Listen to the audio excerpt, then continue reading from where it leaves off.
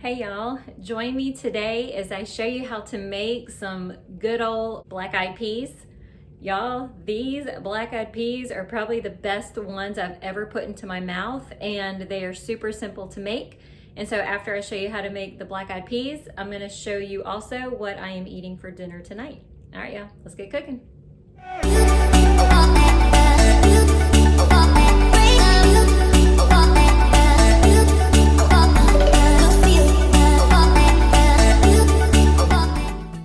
To begin this recipe, I'm adding a 12-ounce bag of frozen black-eyed peas to a large saucepan. To give the peas an amazing southern flavor, I'm going to cut a few small chunks off of this ham hock. Because I'm not cooking a huge pot of peas, I don't want to use the whole thing. Ham hocks are very salty, and if I ended up using the whole thing, my peas would taste like the ocean, and that would be disgusting. Be mindful when cutting pieces off your ham hock because you may run into a bone, and if so, just cut around it.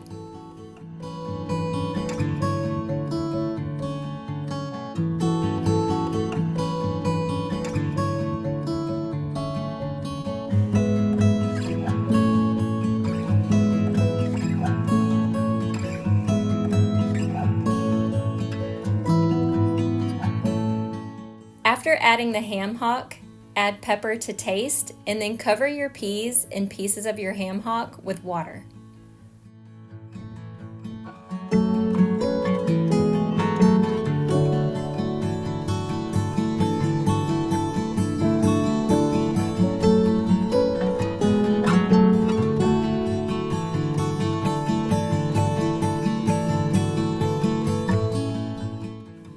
Pop on a lid and on high heat, bring your peas to a boil. Once boiling, turn the heat to low and simmer until desired tenderness.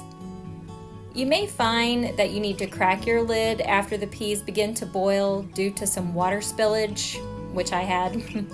But once it begins to calm down on that low simmer, you can put the lid on completely. You'll want to stir your peas occasionally so that they don't stick to the bottom of the pan. Once your peas have cooked for a bit, carefully taste to see if salt is needed. To me, mine were perfect and didn't need any extra salt. I let my peas cook on low for 2 hours and they were absolutely perfect and delicious. The flavor of the ham hock infused with the flavor of the black-eyed peas was out of this world good. I am not kidding y'all.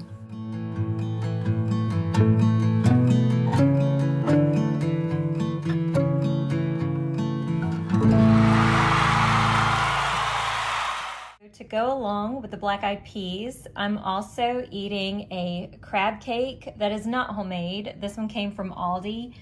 And y'all, it's one of those limited time items that they have, and it is so good that we bought literally like I think 6 or 7 packs of them. Beside that is some coleslaw I made with Old Bay seasoning. It's really delicious. Next, I'm gonna be eating some Tennessee onions. I actually have a video on how I make my Tennessee onions, so if you wanna check that out. And then last but not least are these egg noodles. I'm gonna have a video coming out soon on how I made my egg noodles, and so be on the lookout for that one. Well, all right, y'all, I'm gonna go ahead and enjoy dinner, and I will see you in my next video.